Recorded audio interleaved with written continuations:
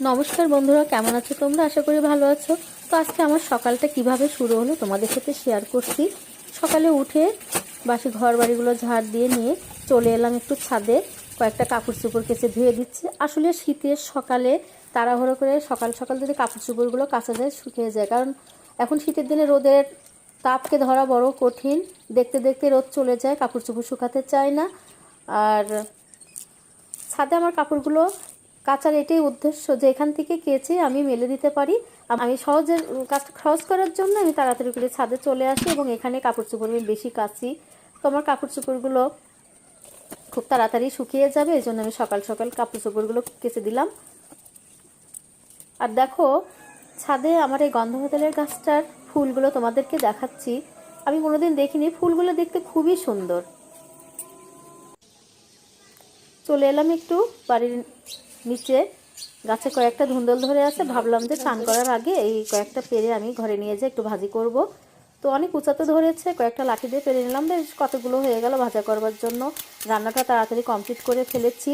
একটু মাছের ঝোল করেছি, ধুন্দল ভাজি করেছি, আর মুসুরের ডাল পাতলা করে রান্না করেছি, কারণ তোমার দাদাবাবু এখন অফিসে যাবে।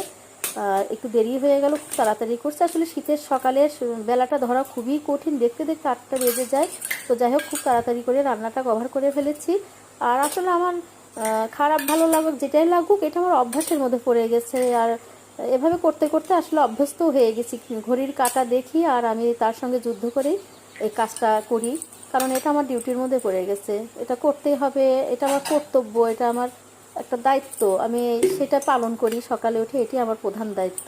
তো যাই হোক, খাবারটা রেডি করে দিয়েছি। আমি এখন তোমার দাদাবাবুকে খাবারটা রেডি করে দিয়েছি, ওদিকে খাবার দিয়ে দিয়েছি তাকে। লাঞ্চ বক্সটা আমি রেডি করে দিলাম আর চলে এলাম ছাদে। আমার প্রায় দিনই ঘরে কম বেশি ভাত থাকে, আমি সেটা জল দিয়ে রেখে দিই। এখানে ছাদে প্রতিদিন পাখি আসে, প্রচুর পাখি। ধরো 10:30, 10টা 10:30 থেকে 11টা 12টা পর্যন্ত পাখিগুলো আমার ছাদে সব সময় থাকে, কম বেশি অনেক পাখি আসে।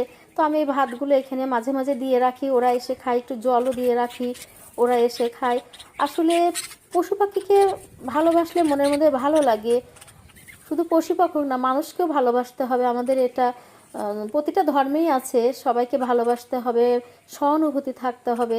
তো আমাদের ধর্মেও আছে, স্বামী বিবেকানন্দ উনি লিখে গেছেন, জীবে প্রেম করে যেই জন সেই জন সেবিছে ঈশ্বর।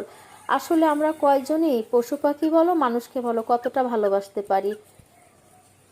তো চেষ্টা আমরা করতে পারি কম বেশি। তো এই পাখিগুলো প্রতিদিন এখানে আসে, হয়তো আমার এই খাবারগুলো পাওয়ার লোভে আসে, ওরা খায়, এভাবে খেয়ে যায়, আমার খুবই ভালো লাগে। তো বন্ধুরা, ভিডিওটা তোমাদের কেমন লেগেছে অবশ্যই কমেন্টে জানাবে। পরবর্তী ভিডিও দেখার জন্য আমার পাশে থাকবে, আমি যেন তোমাদেরকে নতুন নতুন ভিডিও দিয়ে খুশি দিতে পারি।